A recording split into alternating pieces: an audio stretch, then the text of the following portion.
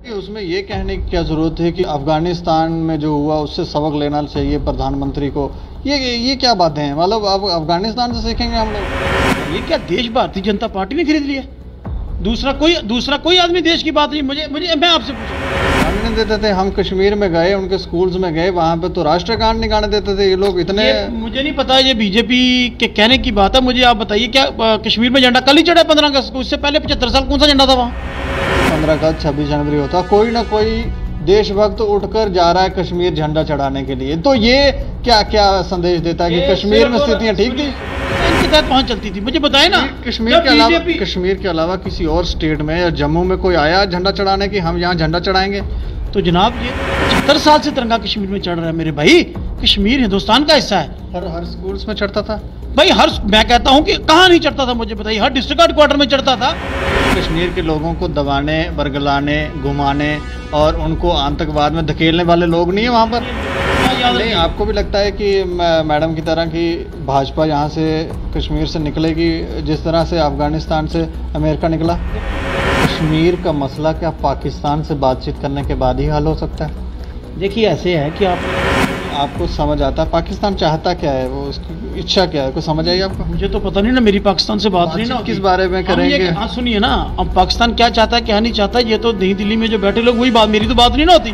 बातचीत से मसले का हल हो सकता है। नहीं, मैडम की तो बात होती है। नहीं, मेरी बात प्रधानमंत्री करें ना जी, पाकिस्तान से बातचीत करेंगे। वो मैडम ही बोलती रहती हैं और तो कोई मैडम बोलेंगी नहीं तो क्या करेंगे? जम्मू कश्मीर के लोग दलदल में फंसे हैं, जहाँ पे हम रह रहे हैं वहाँ पे फंसे हैं। प्रधानमंत्री नहीं तो कहते हैं नहीं, पाकिस्तान निकालेगा जम्मू कश्मीर के लोगों। भाई हम कहते हैं बातचीत करो, बॉर्डर शांत करो। वो अपने लोगों को नहीं पाकिस्तान संभाल पा रहा, तो वो जम्मू कश्मीर को कितनी बार बातचीत की जाए? एक तरफ बातचीत करते हैं, दूसरी तरफ वो कोई नया तरीका निकालते हैं। अब ड्रोन से आ रहे हैं हथियार लेकर। खून खराबे से किसी का मसला तो हल नहीं हो रहा। लेकिन मैडम की बयानबाजी के बाद जो हमारे यहाँ देशभक्त लोग हैं वो तो कह रहे हैं मैडम को तिहाड़ जेल में भेज दो। अब देखिए, ये डेमोक्रेसी सब करो, मसला हो जाए, बुराई क्या है? तालिबान के साथ भी है मैडम के कोई रिश्ते? नहीं, तालिबान के साथ हमने कौन सी बात कर रही है? हम पाकिस्तान से बात करने की कह रहे हैं मैडम।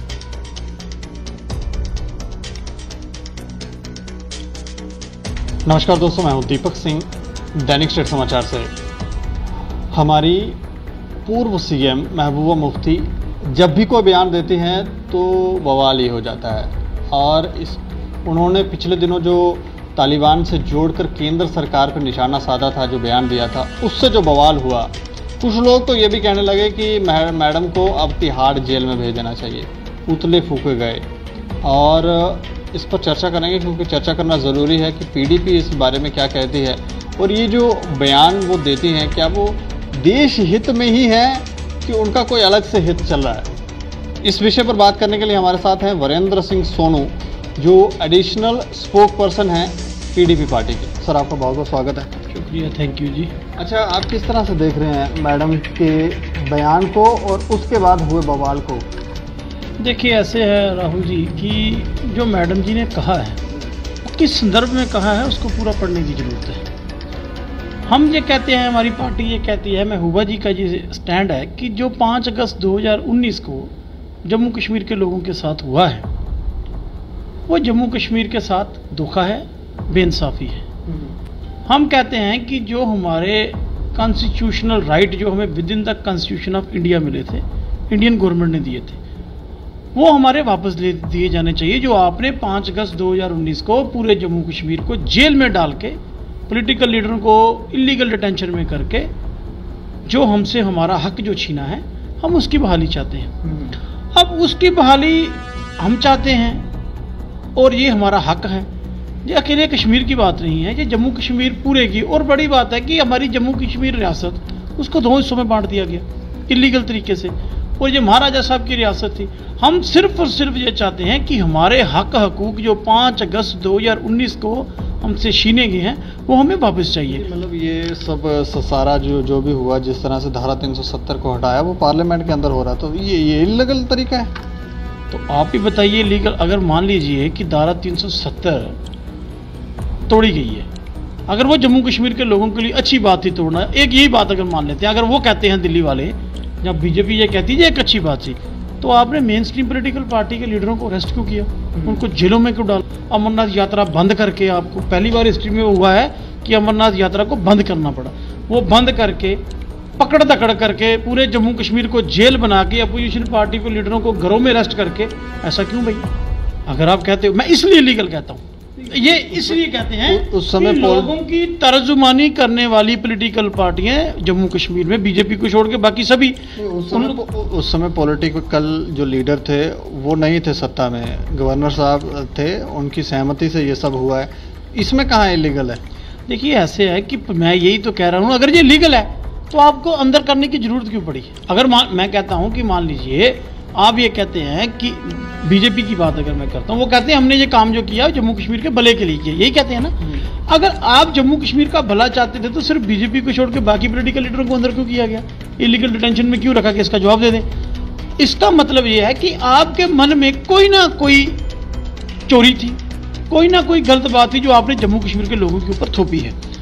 इसलिए जब हम ये बात कहते हैं कि हमें हमारे हक हकूक जो कॉन्स्टिट्यूशन ऑफ इंडिया ने हमें दिए थे वो हमें वापस कर दो, तो इनमें इनको क्या परेशानी है, इनमें इनको क्या बुरा लगता है? नहीं, वो जो भी प्रावधान यहाँ पर थे या जो भी पावरें यहाँ पर हमारे नेताओं लोगों के पास थी, उनका दुरुपयोग नहीं हुआ? आपको नहीं लगता धारा 370 की आड़ में ये सब होता रहा यहाँ पर? कि पहली मैं बात आपकी ये करेक्ट कर दूं कि आप कह रहे हो कि 370 लीडरों, क्या 370 से लीडरों के लिए थोड़ी थी वो जम्मू? नहीं, आपने कहा कि लीडरों के, जी लीडरों के लिए नहीं थी, ये जम्मू कश्मीर के हर उस शहरी के लिए थी जो जम्मू कश्मीर का बाशिंदा था। मुझे आप बताइए 370 टूटे को 2 साल हो गए, एक काम बता दीजिए जो जम्मू के भले का हुआ हो उसमें इन 2 सालों में, एक काम आप गिना दीजिए जो जम्मू के लोगों के लिए हक की बात हो, जो जम्मू के लोगों की खुशहाली के लिए किया गया हो।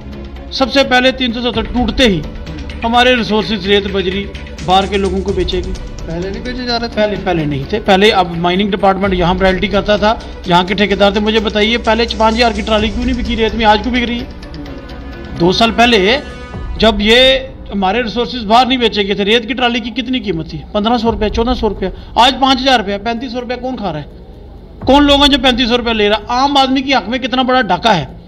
दूसरा, रेत बजरी तो हो ही कि एक बहुत बड़ा इशू हो गया। और ये हम नहीं कहते हैं, इन्हीं की पार्टी के एक पूर्व एमएलसी थे, इनके विधायक थे, इनकी पार्टी के सेक्रेटरी थे, वो कहते, उन्होंने प्रेस कॉन्फ्रेंस करके आपके माध्यम से उन्होंने लोगों को बताया कि भाई लूट हो रही है और जैलूजी माइनिंग ऑफिसर ये कह रहा है कि मेरे से हर महीने एक हमारे केंद्रीय नेता का पीए आके मेरे से हफ्ता इकट्ठा कर रहा है, मेरे से महीना लिया जा रहा है। तो अगर हम ये बात कहें, शायद हो सकता है, मैं झूठ भी बोल सकता हूँ, उन्हीं की पार्टी का एक मेंबर कह रहा था, सीनियर आदमी। दूसरी, जो शराब के यहाँ कारोबार था, शराब की जो दुकानें थी, मैक्सिमम जम्मू के लोग करते थे और मैक्सिमम वो बीजेपी के सपोर्टर थे। वो बेच दिया गया बाहर के लोगों को। आप मुझे बताइए जो नई एक्साइज पॉलिसी है, लोकल लोगों को कितने ठेके मिले हैं? आप सबके सामने है ना कि बाहर के लोग आके यहाँ काबिज हो गए। सबसे बड़ी बात है कि बाहर के लोगों को, हमारे नौजवानों की जो मुलाजमत छीन के सरकारी, उनको देने की कोशिश हो रही है। शिवराज सिंह चौहान साहब जो बीजेपी के चीफ मिनिस्टर हैं मध्य प्रदेश में, वो कहते हैं कि मैं असेंबली में एक लॉ लाऊंगा, मैं असेंबली में कानून लाने जा रहा हूं कि मध्य प्रदेश की गवर्नमेंट जहां पर सिर्फ मध्य प्रदेश के रहने वाले लोगों का हक होगा। तो बीजेपी वो करे तो ठीक है। हमारे पास है कि ये कॉन्स्टिट्यूशनल गारंटी जो with in constitution of India में मिली थी, वो उन्होंने क्यों छीनी?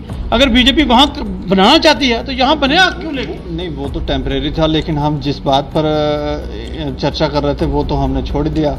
कि महबूबा जी के बयान को किस तरह से देख रहे हैं? देखिए, महबूबा जी का जो बयान है, महबूबा जी ने जम्मू कश्मीर के लोगों की बात की है। वो बयान इसीलिए तो दिया है कि जो आप पिछले 2 साल से हमारे साथ बेइंसाफ़ी कर रहे हो, हमारे साथ नाइंसाफ़ी हो रही है, हमारे हक हकूक़ को छीना जा रहा है, हमारा पॉलिटिकल सिस्टम यहाँ ख़त्म कर दिया गया। 2 साल से हमें, पिछले 2 साल से हमारी सरकार तोड़ के हमें ब्यूरोक्रेसी के अधीन कर दिया गया। अब मुझे बताइए जम्मू कश्मीर को आज कौन गवर्न कर रहा है? मैं आप ही से पूछना चाहता हूं। मैं कश्मीर की बात छोड़ता हूं, मैं जम्मू की बात करता हूं। जम्मू को आज गवर्न कौन कर रहा है? बाहर के लोग, ब्यूरोक्रेसी। आज आम आदमी की सुनवाई कहीं है? आज मुझे बताइए, आज नहरों का क्या हाल है? आप कभी टूर करने जाइए गांव में, किसानों से पूछ के देखिए नहरों का हाल क्या है। क्या नहरों का पानी पहुंच रहा है किसान के पास? आज किसान परेशान है, नौजवान परेशान है। जम्मू का कोई ऐसा चौक है जहां पर धरना प्रदर्शन नहीं है? कोई नौजवान आप देखते हो कि जो सड़कों पे नहीं है? लोग इसके ऊपर आवाज़ उठाते हैं तो ज़रूर उसके ऊपर काम भी करती हैं एडमिनिस्ट्रेशन। ऐसा नहीं है, पिछले कुछ दिनों से या पिछले कुछ समय से हम देखें तो थोड़ा बहुत सुधार हुआ है। अगर कोई आवाज़ जाती है तो वो ज़रूर काम करते हैं। आपको नहीं लगता? देखिए, मैं कहता हूँ फिर आवाज़ जाती है तो करते हैं ना। लोग सड़कें बंद करते हैं, लोग रोडों पे आते हैं, तो फिर ही आपने कहा ना करते हैं, तो उससे पहले क्या करते हैं?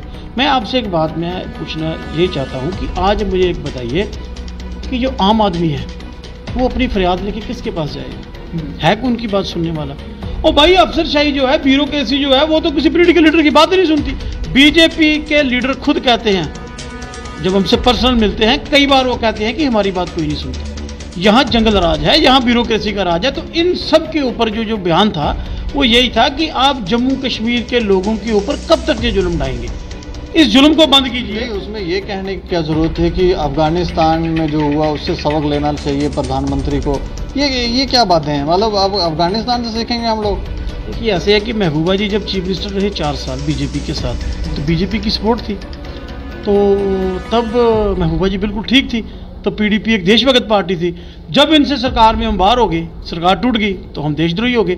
मुझे एक बात बताइए, क्या देश भारतीय जनता पार्टी ने खरीद लिया? दूसरा कोई आदमी देश की बात नहीं। मुझे मैं आपसे पूछना चाहता हूँ, महबूबा जी जब चीफ मिनिस्टर बने तो उन्होंने किस आइन की कसम की थी? कौन से आइन की ओथ ली थी? उन्होंने कौन सा झंडा उठाया था? मुझे तो शर्म आती है बीजेपी के लीडरों पे जो बयान देते हैं, उनको शर्म आनी चाहिए ये कहते हुए, उनको सोचना चाहिए 5 बार। मुझे आप एक बात बताएं कि जब महबूबा जी इस रियासत की चीफ मिनिस्टर रही हैं, मुफ्ती साहब इस देश के होम मिनिस्टर रहे हैं, आपको पता है कि तिरंगा कश्मीर में लाने मुफ्ती साहब 25-30 साल पीसीसी के प्रेसिडेंट रहे हैं, और तिरंगा झंडा अगर कश्मीर में था, कश्मीर में है या कश्मीर में रहेगा, तो उसके लिए मेन स्ट्रीम पॉलिटिकल पार्टियों की बहुत बड़ी कुर्बानी है। तो झंडा वहाँ लगाने नहीं देते थे। हम कश्मीर में गए, उनके स्कूल्स में गए, वहाँ पे तो राष्ट्रगान नहीं गाने देते थे ये लोग। इतने मुझे नहीं पता, ये बीजेपी के कहने की बात है। मुझे आप बताइए, क्या कश्मीर में झंडा कल ही चढ़ा 15 अगस्त को? इससे पहले 75 साल कौन सा झंडा था वहाँ? क्यों ऐसी बातें करते हैं? मीडिया के लोग भी अगर ऐसी बात करेंगे तो आम आदमी समझेगा कैसे? मैं आपसे पूछना चाहता हूं कि मुझे आप एक बताइए, क्या इस 15 अगस्त से पहले कश्मीर में तिरंगा नहीं चढ़ता था? कश्मीर हिंदुस्तान का पहले पार्ट नहीं था जब अभी हुआ है? कितने लोगों ने कुर्बानियां दी हैं वहां? कितने लोगों ने कुर्बानियां दी हैं? तो वो सभी मेन स्ट्रीम पॉलिटिकल पार्टी के लीडरों ने दी हैं।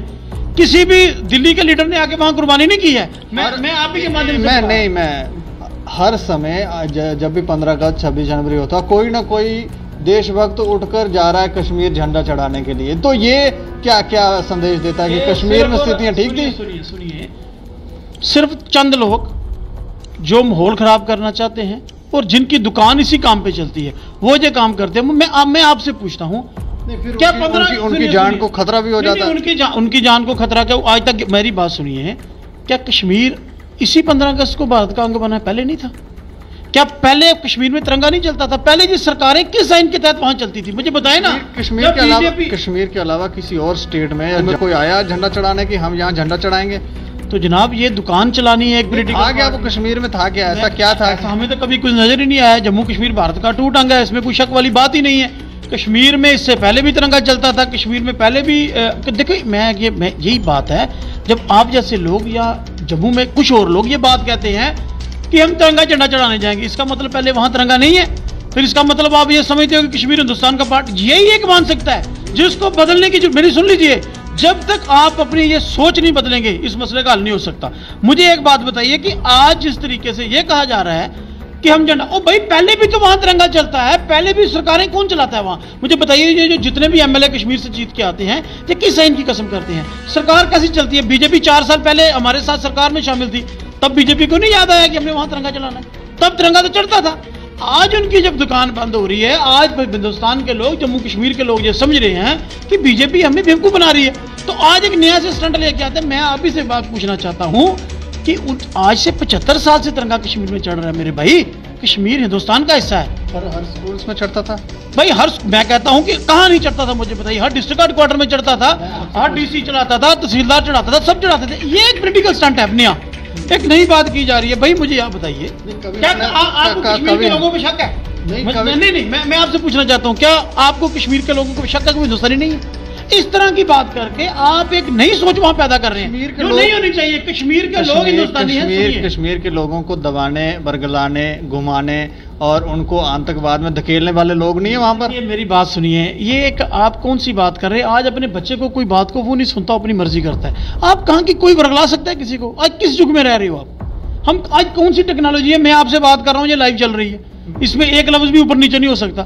वो बातें गई जब बातों को तोड़ मरोड़ के पेश किया जा रहा था। इसलिए मैं आपके माध्यम से भी भारतीय जनता पार्टी की लीडरशिप से कहना चाहता हूं कि लोग अब बेवकूफ नहीं बनेंगे। आप जो तोड़ मरोड़ के पेश करना चाहते हो वो नहीं बनेगी बात। अब लोग ये चीज़ समझ चुके हैं यार। देखिए आज यहाँ ज़रूरत है, देखिए हम जब आज नौजवान को रोजगार की ज़रूरत है, बिजली वो MBBS की सीट्स वो कह रहे हैं पाकिस्तान भेज रहे थे उनको, वहां से पैसा लेके आतंकवाद पे लगा रहे थे, ये कौन लोग थे? नहीं मुझे बताइए MBBS सीट लेके कौन भेज रहा था पाकिस्तान? ये कुछ लीडर हैं वहाँ कश्मीर कुछ हुर्रियत के लीडरों के भी नाम आ रहे हैं। हुर्रियत के लीडरों के अगर नाम आ रहे हैं, अगर कोई देश के साथ गद्दारी कर रहा है तो इसमें इन्वेस्टिगेशन एजेंसीज हैं। ये धारा 370 से पहले भी चल रहा था। कैसे, मेरी एक बात बताएं, मैं कहता हूँ कि धारा 370 एक कॉन्स्टिट्यूशनल गारंटी थी, वो हमें पाकिस्तान ने थोड़ी दी थी, हमें तो इंडियन कॉन्स्टिट्यूशन ने दी थी, इंडियन गवर्नमेंट ने दी थी। हम उन्हीं से वापस मांग रहे हैं जिन्होंने छीनी, उन्हीं से वापस मांग रहे हैं। और दूसरी बात मैं कह रहा हूं कि जिस तरीके से आज मुझे बताइए, मैं छोड़ता हूं कश्मीर की बात, जम्मू की बात कर लेते हैं।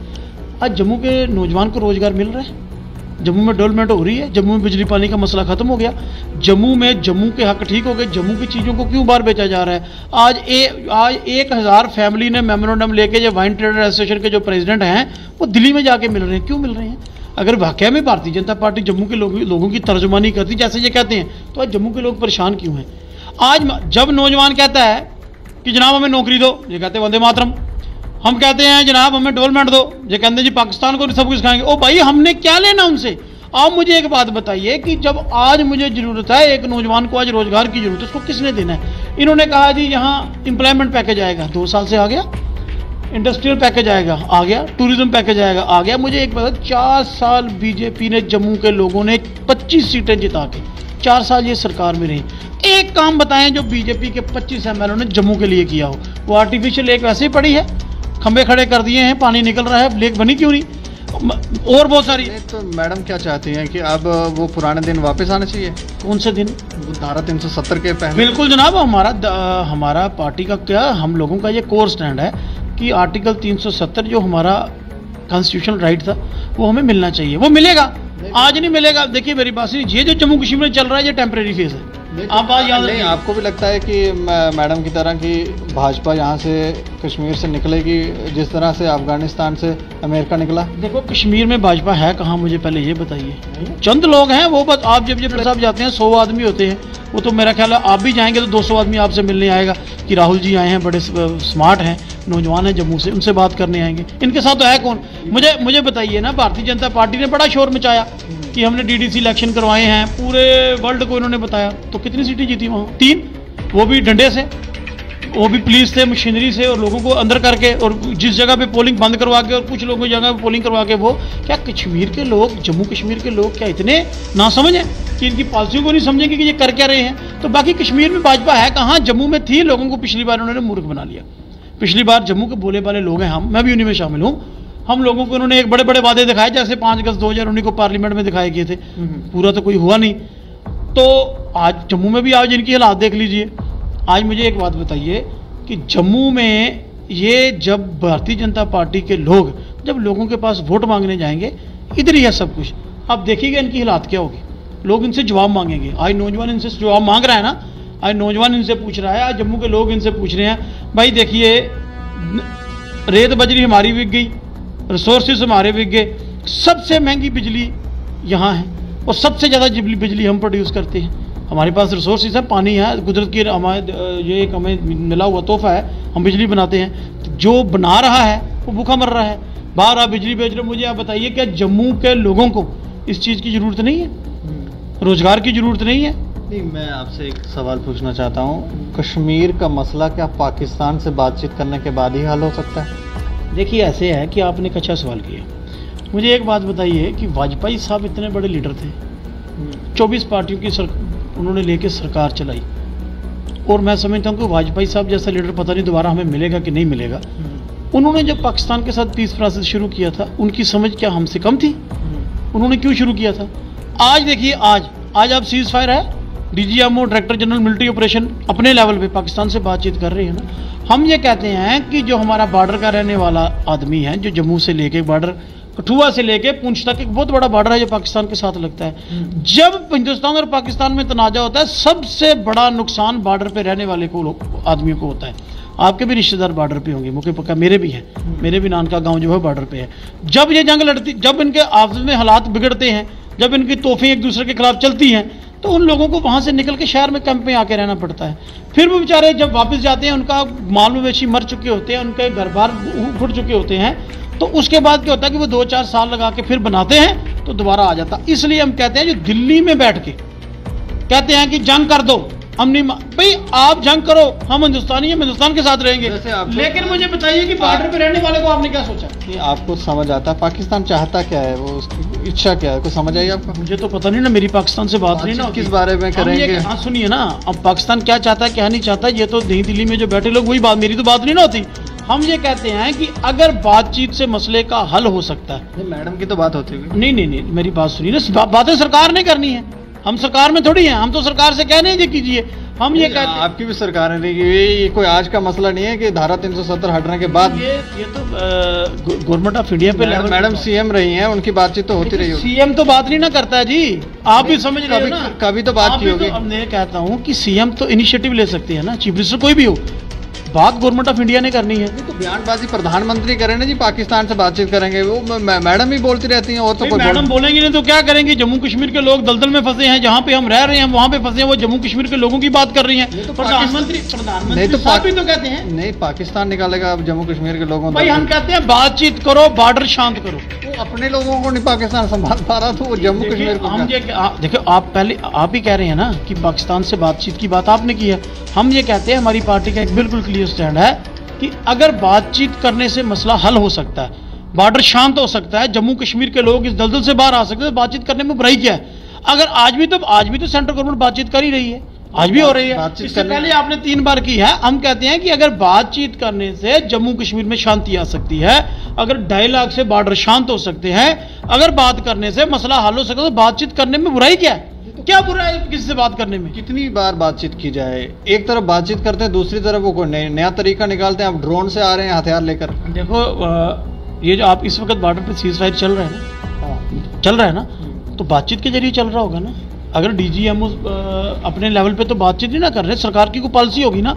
हम यही कहते हैं इनिशिएटिव अच्छा है, वेलकम करते हैं ऐसे स्टेप का कि बॉर्डर पे शांति रहेगी, हम लोग शांत हैं। ये बात को समझिए कि बॉर्डर पे रहने वाला आदमी सबसे बड़ा हिंदुस्तानी है, वो सबसे बड़ा नेशनलिस्ट है। ये दिल्ली वाले नहीं नेशनलिस्ट इतने हैं जितना वो है। ये स्टूडियो में बैठ के कई लोग कहते हैं आज ही जंग कर दो, आज ये कर दो। सबसे बड़ा नेशनलिस्ट हमारा बॉर्डर पे रहने वाला आदमी है। और दूसरी बात मैं आपसे कहूँ कि हमें किसी से सर्टिफिकेट नहीं लेना है कि हम नेशनलिस्ट हैं या नहीं है।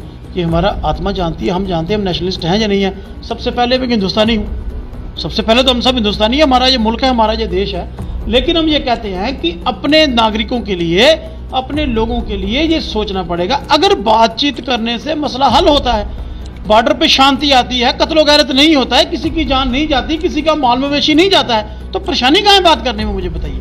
बातचीत तो कर ही रहे हैं ना। मैं कहता हूँ अगर आपने इनिशिएटिव लिया अभी डीजीएमओ लेवल पे, आज बॉर्डर पे आज शांति है, तो आपको खुशी नहीं हो रही कि बॉर्डर शांत है? हमारे जो बॉर्डर पे रहने वाले लोग हैं वो मजे से रह रहे हैं, वो अपना कामकाज कर रहे हैं, उनके माल मवेशी ठीक है, उनके खेत ठीक है, उनके घर बार ठीक है।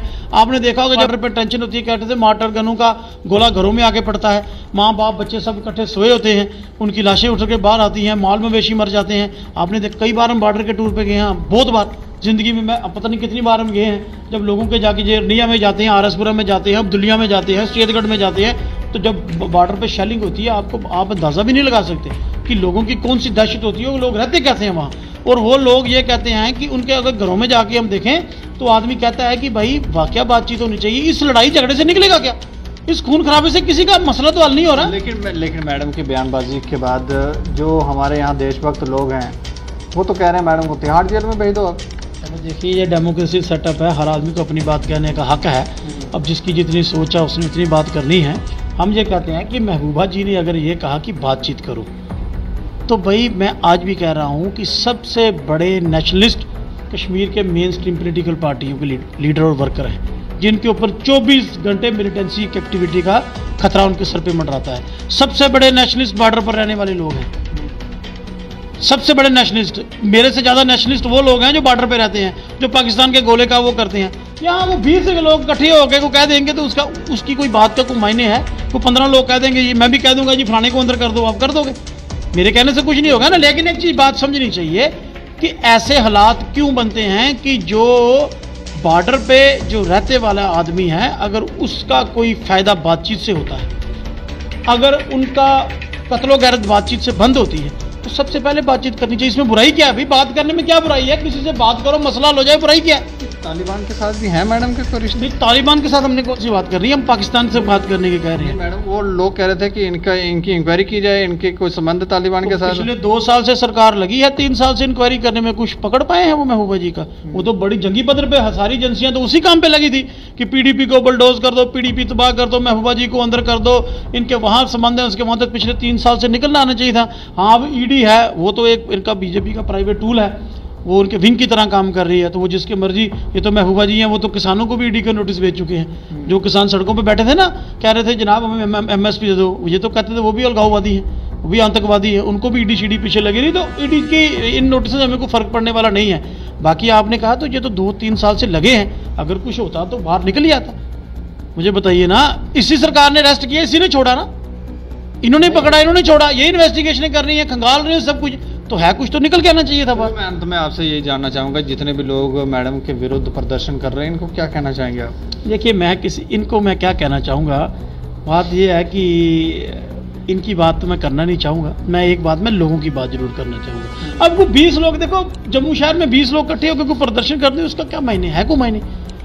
मेजॉरिटी ऑफ पीपल क्या कहते हैं वो सुनना चाहिए। अब मैं जो हम बात कहते हैं कि वी आर इंडियन, हम हिंदुस्तानी हैं, और सबसे बड़े हिंदुस्तानी, मैंने पहले भी कहा, मैं दोबारा भी कह रहा हूं कि जो कश्मीर में मेन स्ट्रीम पॉलिटिकल पार्टी के लीडर, वो पहले पीडीपी के नहीं, जितनी भी मेन स्ट्रीम पार्टी हैं, और ये आप देख लीजिए बॉर्डर पर रहने वाले लोग, इन लोगों के लिए हम बात करते रहेंगे। हमें ये कोई करे प्रोटेस्ट की, ये डेमोक्रेटिक सेटअप है, सब आजाद मुल्क में रह रहे हैं, हमारी अपनी सोच है, बीजेपी की तरह सोच नहीं। बीजेपी जो वो कहती है कि जो हम कहेंगे वो सही है, जो हमारे खिलाफ बात करेगा वो देशद्रोही है। देशभक्त सिर्फ बीजेपी, ऐसी बात नहीं है, हर बंदे को अपनी बात कहने का हक है। लेकिन जम्मू कश्मीर के लोगों के लिए, जो जम्मू के साथ खासतौर लूट खसूट की है पिछले 2 सालों में, उसकी आवाज हम उठाते रहेंगे, चाहे कोई प्रोटेस्ट करे, चाहे हमें जो कोई मर्जी करे। लेकिन हमारा ये मानना है कि जम्मू कश्मीर के लोग वो समझ चुके हैं कि उनके साथ जो बेइंसाफी पिछले 2 साल से हो रही है, खासतौर जम्मू के लोग भी अब समझ चुके हैं। अब मुझे बताइए, बीजेपी को डर क्या लग रहा है? इनके लोकल लीडर डरते क्यों हैं? जब लोगों में जाते हैं, लोग पूछते हैं ना, वो एक कहावत है पंजाबी का, एक शेर है, मज वेच के खोती लई, दुध पीण तो गए तो लिद सुटनी पई। हमारे साथ जम्मू के साथ तो वो हो गया, फिर ना वो मतलब हमें सपने दिखाए गए अच्छे दिनों के, हमारे बुरे भी छीन लिए। 200 रुपए किलो खाने वाला तेल हो गया, 100 रुपए लीटर पेट्रोल हो गया, 90 रुपए लीटर डीजल हो गया, दाल कोई 150 रुपए किलो से नीचे नहीं है, सिलेंडर 925 रुपए का हो गया। जब 400 का था तब ये नाचते थे सड़कों पे आके, जी बहुत बड़ी महंगाई हो गई है। 925 रुपए का सिलेंडर हो गया जनाब, 200 रुपए खाने वाला तेल सरसों का हो गया। तो इन चीज़ों के ऊपर लोगों ने जवाब तो मांगना ना, वो किसने मांगना है? हाँ, एक बड़ा अच्छा काम है, लोग जब इस मसले पे जवाब मांगते हैं वो कहते हैं वो तालिबान। मैं पहले कहता हूँ ना भाई, आप अपने देश की बात करो, हम अपनी बात करते हैं कि भाई आप महंगाई ले जा रहे हो, गरीब आदमी जाएगा कहाँ? 100 रुपया लीटर पेट्रोल, 200 रुपया लीटर खाने वाला तेल, 150 रुपया किलो दालें बिक रही हैं, और 100 रुपया किलो चावल, तो जिम्मेदार बेचारे को एमएसपी नहीं मिल रही। तो इसलिए इस देश को, इस भारतीय जनता पार्टी को सोचना चाहिए कि देश के लोगों को और कितना निचोड़ोगे, इनका खून क्यों चूस रहे हो? इस महंगाई के ऊपर काबू कौन करेगा? आप मुझे बताइए, इस महंगाई के ऊपर भी काबू महबूबा जी ने करना है? ये तो बीजेपी का काम है जो सरकार में है। इस बात पर ये कोई बात नहीं करते। मैं किसी टीवी चैनल पे ये डिबेट नहीं देखता कि भाई खाने वाला तेल इतना महंगा क्यों है, पेट्रोल इतना महंगा क्यों है, गैस इतना महंगा क्यों है। सभी लोग एक ही काम पे लगे हैं। भाई छोड़ो उनको, अपनी बात करो। आप लोगों ने जिस मुद्दों के ऊपर सरकार बनाई थी, इतना बड़ा मैंडेट आप लोगों को मिला, तो आप लोगों ने गरीबों की बात नहीं सुनी है, गरीबों को आप निचोड़ रहे हो। तो जम्मू कश्मीर के, हिंदुस्तान के लोग आपको कभी माफ नहीं करेंगे। चलिए, शुक्रिया हमसे बातचीत। थैंक यू जी, थैंक यू। इनकी बातचीत से तो यही लगता है कि मैडम जो है वो लोगों के प्रति उनकी वो चिंतित हैं, जम्मू कश्मीर के लोगों के लिए, और वो यही कहना चाहती हैं कि इस दलदल से, ये जो महंगाई बढ़ रही है, ये चीज़ें जो हो रही हैं, उससे बाहर निकाला जाए, बेरोजगारी से बाहर निकाला जाए। हमें लगता है सरकार इस तरफ ज़रूर देखे। बाकी अगर देश विरोधी बातें हैं तो उसके ऊपर कार्रवाई तो हमें लगता होनी ही चाहिए। बाकी आप लोग देखते रहें दैनिक सवेरा समाचार। मुझे और मेरे सहयोगी अरुण डोगरा को दें इजाज़त। नमस्कार।